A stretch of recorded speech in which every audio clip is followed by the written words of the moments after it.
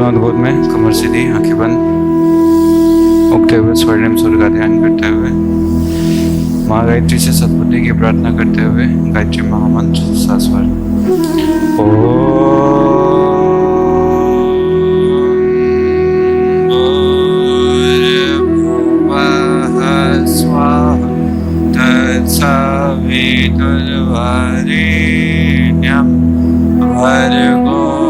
देवस्य धीमहि धियो यो नः प्रचोदयात्। मंत्र करिए। चलिए आज आप प्राणायाम सीखेंगे। प्राणायाम में दोनों पैर को मोड़ करके जिस भी आसन में बैठ सकते हैं, सुखासन या पद्मासन, वज्रासन, जैसे बैठ सकते हैं वैसे बैठेंगे। दोनों पैर को सिंपली मोड़ के बैठना सुखासन होता है। पैर के ऊपर पैर चढ़ा करके, थाई के ऊपर थाई रख करके उसको पद्मासन कहा जाता है। इस तरीके से अब जैसे सुविधा हो वैसे बैठेंगे। ध्यानात्मक आसन कोई भी हो उसमें बैठ करके कमर को सीधी रख करके पहले पोस्चर बना लेंगे। पहला प्राणायाम है जिसको हम अनुलोम विलोम कहते हैं, अल्टरनेट ब्रीथिंग। उसको नाड़ी शोधन भी कहा जाता है। इसके लिए हाथों का पोस्चर होता है। इसको अंगुष्ठ बोलते हैं, इसको तर्जनी, इसको मध्यमा, इसको अनामिका और इसको कनिष्ठ। इन दोनों को मोड़ लेना है, मध्यमा को और तर्जनी को।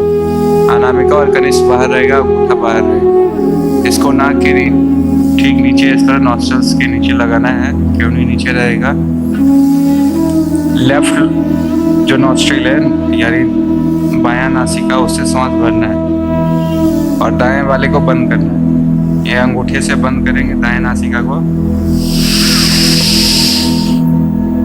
बाएं से जब भर लिए उसके बाद उसको हम बंद कर लेंगे। अनामिका और कनिष्ठ से बंद करेंगे, उसके बाद हम दाहिने नाक से सांस को छोड़ेंगे। फिर दाहिने से ही लेंगे।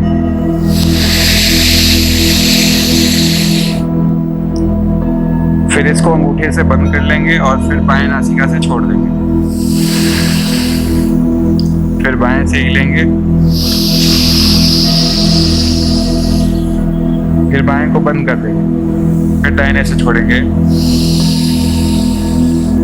फिर दाहिने से सांस लेंगे। फिर बाएं से छोड़ेंगे। ये 2 चक्र हुआ। इस तरह से आपको 15 से 20 चक्र करना है। लगातार इसको आंख बंद करके करते रहेंगे। श्वास लेते हुए भाव करेंगे कि जो ब्रह्मांड में प्राण ऊर्जा है उसको हम अपने अंदर धारण कर रहे हैं। हमारे शरीर में जो भी विकार है, जिस भी तरह की समस्याएं हैं, वो सब इस प्राण ऊर्जा के माध्यम से दूर हो रहा है। और जब श्वास छोड़ेंगे इस बार आप भाव करेंगे कि हमारे अंदर के जितने भी कष्ट हैं, कसाई कलमों से, वो सब श्वास के माध्यम से बाहर निकल रहे हैं। हमारा पूरा शरीर प्राण ऊर्जा से प्राणवान बन रहा है, दृढ़ बन रहा है, शक्तिशाली बन रहा है। सभी रोग शोक से हमारा शरीर मुक्त हो रहा है। प्राणायाम करें तो प्राणायाम के साथ अपने भावों को जोड़कर रखें। इसको अल्टरनेट ब्रीथिंग कहा जाता है। बाएं नाक से श्वास लेना, दाहिने से छोड़ना, फिर दाहिने से लेना, फिर बाएं से छोड़ना। इसके बहुत सारे फायदे हैं। अनुलोम विलोम, इससे हमारी जितनी नस नाड़ियां हैं वो सब शुद्ध होंगी। बहुत सारे बीमारी है, सारी बीमारियों का नाम हम बता देते हैं। इसमें अर्थराइटिस होता है, गठिया है, कंपन शरीर में रहता है, स्नायु दुर्बलता है। आप लोग करते रहेंगे। समस्तवात रोग, रिप्रोडक्टिव सिस्टम का रोग, धातु रोग, शुक्र क्षय, अम्लपीत, शीत पीत आदि समस्त पीत रोगों का विनाश करता है। सर्दी हो, जुकाम हो, पुराना नजला रहता है, साइनस है, अस्थमा है, खांसी है, टॉन्सिल्स है, इन सारे कफ रोगों को भी दूर करता है। यानी वात, पित्त, कफ तीनों प्रकार के दोषों को समन करता है। त्रिदोष का समन करने वाला इसे कहा गया है अनुलोम विलोम। इससे हृदय की धमनियों में आए हुए अवरोध, ब्लॉकेज खुल जाते हैं। कोलेस्ट्रॉल जिसको बोला जाता है, कोलेस्ट्रॉल समाप्त होगा। सारे ब्लॉकेज जो हार्ट ब्लॉकेज होते हैं वो सब खत्म हो जाते हैं। ट्राइग्लिसराइड, एचडीएल और एचडीएल, ये सारे अनियमितताएं जो शरीर में होती है वो सब दूर होती है। नकारात्मक चिंतन में परिवर्तन होता है, सकारात्मक विचार बढ़ने लगता है, आनंद और उत्साह का वर्धन होता है। संक्षेप में कहें तो यह तन, मन, विचार और संस्कार सभी को परिशुद्ध करता है, देह के समस्त रोगों को नष्ट करता है। इसका अभ्यास आप डेली 25 से 30 बार करेंगे, यानी लगभग 5 मिनट तक एक प्राणायाम करना है आपको। जैसे अभी बताया अनुलोम, इसको 5 मिनट आपको डेली अभ्यास में लाना। वापस आएंगे। श्वास को लेते समय नाक को ना ज्यादा पुश करना है, इतना कस के पुश करिए कि नाक टेढ़ा हो। बहुत लोग सर को टेढ़ा कर रहे थे, चेहरे के भाव भंगिमा को बिगाड़ रहे थे। श्वास जब लेंगे तो सामान्य रूप से श्वास लेना है और छोड़ना है। इसमें चेहरे का स्ट्रक्चर को बिगाड़ना नहीं है, ना नाक को ज्यादा दबाना है, ना गर्दन को झुकाना है। रीढ़ का हड्डी सीधा रहे, ये ध्यान रखना है बस। रीढ़ की हड्डी सीधी रहेगी तभी प्राण ऊर्जा का फ्लो होगा पूरे बॉडी में। इसके बाद हम अनुलोम विलोम के बाद भस्त्रिका का अभ्यास करेंगे। भस्त्रिका जो हमारे पूरे बॉडी को शुद्ध करता है। जैसे आंधी तूफान आता है तो कचड़े को निकाल करके बाहर लेके चला जाता है, उसी तरह ये भस्त्रिका प्राणायाम, इसमें तेजी से सांस लेना रहता है और तेजी से छोड़ना रहता है। देखिए, एक बार देखेंगे, गहरा सांस लेंगे और छोड़ेंगे।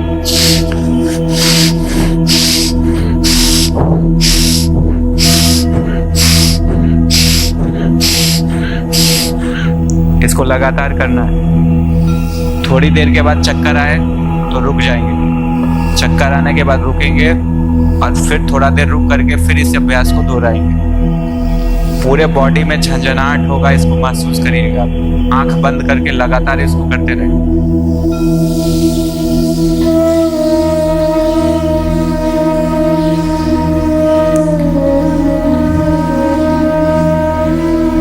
और जितना बाहर फेंक सकते हैं उतना बाहर फेंकिए। चेस्ट को पूरा फैलाना है, चेस्ट को सिकोड़ना है।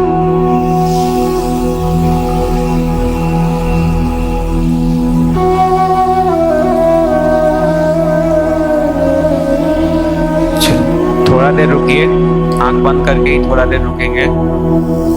थोड़ा देर रुकने के बाद अपने शरीर में, अपने हाथों और पैरों तक आपकी प्राण ऊर्जा पर ऊंची होगी तो वहां झंझनाहट का अनुभव होगा।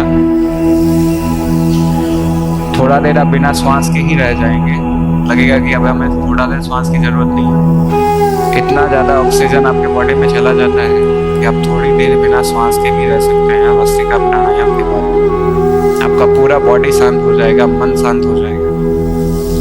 भस्त्रिका प्राणायाम से बहुत सारे रोग भी दूर होते हैं। दम्मा है, साइनस है, एलर्जी का प्रॉब्लम है, सर्दी का जुकाम का प्रॉब्लम है, यानी कफ रोग जितने भी होते हैं वो सब खत्म होंगे। फेफड़ा जो होगा वो आपका शक्तिशाली बनेगा। हृदय और मस्तिष्क की क्षमता बढ़ जाती है। थायराइड और टॉन्सिल्स गले के समस्त रोगों को दूर करता है। त्रिदोष समन कहा गया, त्रिदोष का समन करता है। रक्त को शुद्ध करेगा। शरीर में बहुत सारे रक्त अशुद्ध होने के कारण फोड़े फुंसी निकलते रहते हैं, त्वचा की बीमारियां होती है, वो सब नहीं होगा। प्राण और मन को स्थिर करता है। ये सब अध्यात्म के क्षेत्र में आगे बढ़ने के लिए भी बहुत ही मदद करता है। तो आप डेली इसका भी अभ्यास 5 मिनट करें। अगर थोड़ा देर के बाद चक्कर आने लगता है या शरीर ज़्यादा झंझनाने लगता है तो आप थोड़ा देर रुक करके उसके बाद फिर इसका अभ्यास दोहरा सकते हैं। भस्त्रिका प्राणायाम के बाद आता है कपालभाति। कपालभाति में क्या करेंगे, सभी लोग देखेंगे एक बार।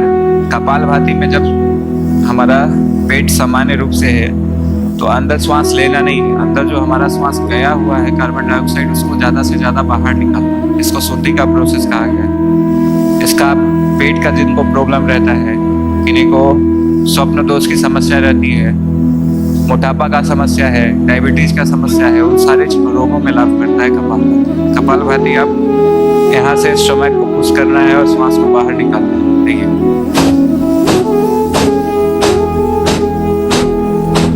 इस तरीके से पेट को अंदर झटका देना है और श्वास बाहर निकालना है। चलिए सब लोग शुरू करेंगे। पेट को झटका देते हुए श्वास को बाहर निकालिए। कुछ लोगों से नहीं भी हो पाएगा, श्वास लेंगे तब पेट अंदर जाएगा, लेकिन थोड़ा सा कंसंट्रेशन बनाइए कि पेट को झटका दे करके हम श्वास बाहर फेंक सकें। इस तरह से कंसंट्रेट होकर के उसको करने का प्रयास कीजिए। आंख बंद करिए, ध्यान लगाइए अपने जहां से श्वास बाहर निकल रहा है वहां, और भावना साथ साथ करते रहिए कि हमारे अंदर जितने भी रोग शोक हैं, जितने भी तरह की बुराइयां हैं, वो सब श्वास के माध्यम से बाहर निकल रहा है। भावना ही प्रधान होता है, क्रिया प्रधान नहीं होता। बहुत लोग श्वास छोड़ रहे हैं, ले रहे हैं, फिर भी कुछ नहीं होता है। जिस तरह से आप भाव करेंगे प्राणायाम करते समय, उसी तरह का आपका शरीर बनता चला जाएगा।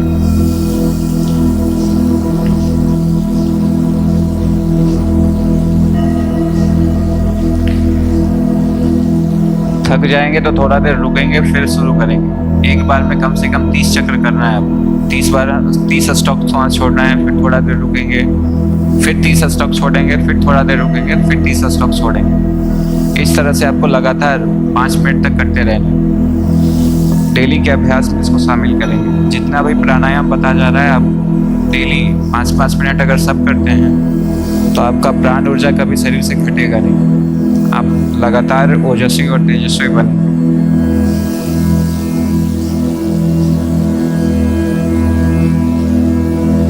चलिए थोड़ा देर रुकिए। कपाल का अर्थ ही होता है ललाट, भाती का मतलब चमक। कपाल भाती का मतलब होता है ललाट पे चमक, यानी कपाल भाती का अभ्यास जो करेगा उसके ललाट पे तेज ऐसे ही दिखेगा। इससे हृदय और फेफड़ा और मस्तिष्क संबंधी सभी रोग दूर होते हैं। मोटापा है, मधुमेह है, गैस हो जाता है, कब्ज बनता है, इंडाइजेशन का प्रॉब्लम है, किडनी और प्रोस्टेट संबंधित जितनी भी बीमारियां हैं वो सब दूर होती हैं कपालभाति से। मन स्थिर और शांत रहेगा। नकारात्मक विचार हमेशा खत्म रहेगा। डिप्रेशन अगर किसी को है तो उससे भी कपालभाति से उसको छुटकारा मिलता है। धमनियों में ब्लॉकेज हो जाता है, आर्टरीज जितना हमारा ब्लड सेल्स जो होता है उसमें ब्लॉकेज आ जाता है, यानी इतना बड़ा अगर पाइप है हमारा ब्लड जिससे फ्लो हो रहा है तो वो धीरे धीरे ब्लॉक हो जाता है, यानी छोटा नैरो हो जाता है, उसको भी कपालभाति खोलता है। फिर चक्रों का शोधन करता है। इस प्राणायाम से आमाशय, अग्नाशय यानी पैनक्रियाज, जिसको डायबिटीज होता है उसी का प्रॉब्लम होता है कि इंसुलिन हार्मोन जो होता है वो नहीं निकलता। तो आमाशय, अग्नाशय, लीवर, हमारा स्मॉल इंटेस्टाइन है, लार्ज इंटेस्टाइन है, प्रोस्टेट है, किडनी है, सभी रोगों को दूर करता है। पेट के लिए बहुत अच्छा आसन है ये। जिनका इंडाइजेशन का प्रॉब्लम है, यानी दुर्बल आंत रहता है, कुछ भी खाते हैं तो नहीं पचता है, बहुत सारे लोगों में भी लाभ करता है। तो बहुत सारे लाभ हैं प्राणायाम के। आप डेली करेंगे तो आप खुद इसको अनुभव करेंगे। कपालभाति के बाद आता है चौथा भ्रामरी प्राणायाम। भ्रामरी प्राणायाम के लिए आप दोनों हाथों को, अंगूठे को, ये जो टिप दिखता है, ये टिप कान वाला ये जो थोड़ा सा निकला हुआ रहता है, इसको अंगूठे से बंद करना रहता है। अभी बंद करिएगा सुनाई नहीं रहेगा, अभी थोड़ा खोल के देखिए। अब इसके बाद क्या होगा, ये दोनों उंगली जो होता है, मध्यमा और अनामिका, इन दोनों को आंख पे रखा जाता है सॉफ्टली, नहीं कि दबा दिए कि आंख अंदर चला गया। एकदम सॉफ्टली रखेंगे, तर्जनी ऊपर रहेगा और गणेश नीचे रहेगा, और अंगूठा जो रहेगा उससे हम कान को दबाएंगे। इस तरह से दोनों हाथों से पोस्चर बना लेंगे। यहाँ बनाए हुए पोस्चर बनाने के बाद आपको क्या करना है, श्वास को भरना है। एक बार सुनेंगे कैसे हम श्वास भर करके और जैसा गुंजन निकालते हैं। देखिए,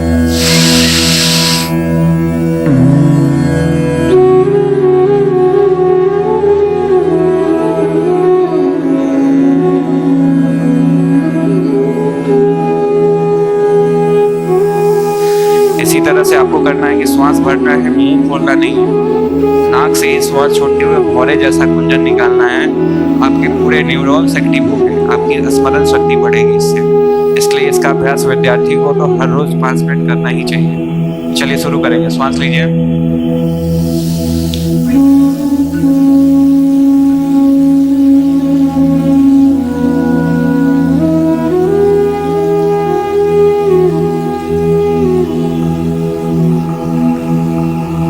फिर से श्वास लीजिए, शुरू कीजिए।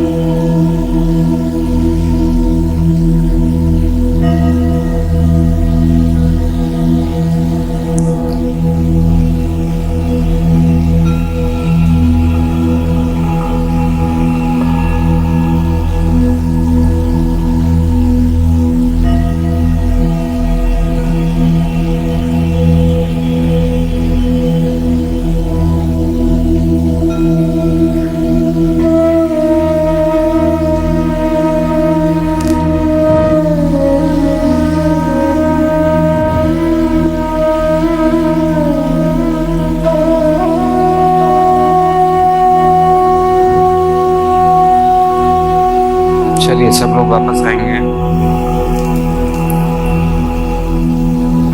सभी लोग धीरे धीरे वापस। चलिए, ये भ्रामरी प्राणायाम है।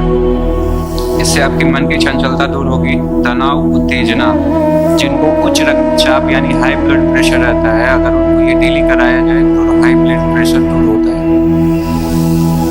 स्मरण शक्ति आपको बढ़ेगी, हृदय रोग में भी यह लाभकारी। और ध्यान करने से पहले, ध्यान में मन नहीं लगता है तो ध्यान करने से पहले अगर इसका अभ्यास कर लें तो ध्यान में मन लगेगा आपका। भ्रामरी प्राणायाम आपके माइंड में वर्क करता है बहुत ज़्यादा।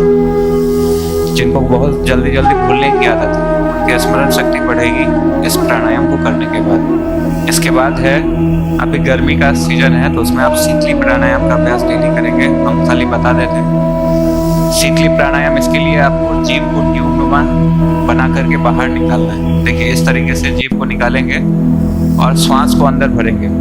जीभ के माध्यम से ही श्वास को अंदर भरना है। एक बार कीजिए आप लोग साथ में। जीभ को ट्यूबनुमा बना करके बाहर निकालिए, श्वास को अंदर खींचिए और फिर जीभ को अंदर करके नाक से श्वास छोड़िए।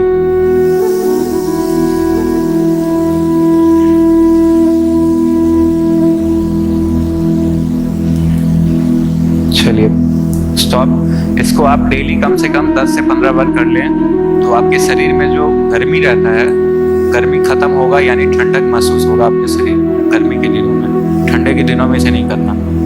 इसके बाद है, लास्ट में आप जब सारा प्राणायाम कर लें तो ओम का उच्चारण 5 बार कर लेना है आपको। उसके बाद आपका प्राणायाम खत्म। इतना ही डेली आपको अभ्यास करना है। इसी से सारे रोग आपके खत्म हो जाएंगे। चलिए एक बार साथ में यहाँ 3 बार हम उच्चारण करें उनका। आप लोग साथ में करेंगे, दोनों हाथ गोद में रखें, श्वास लें।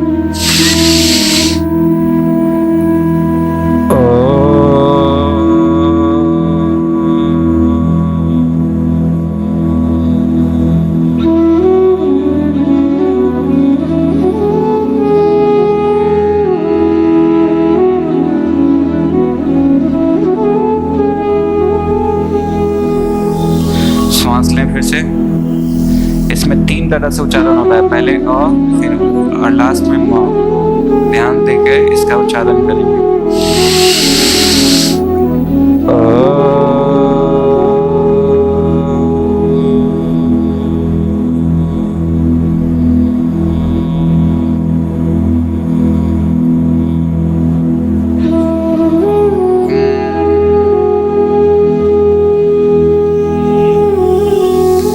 सांस लें।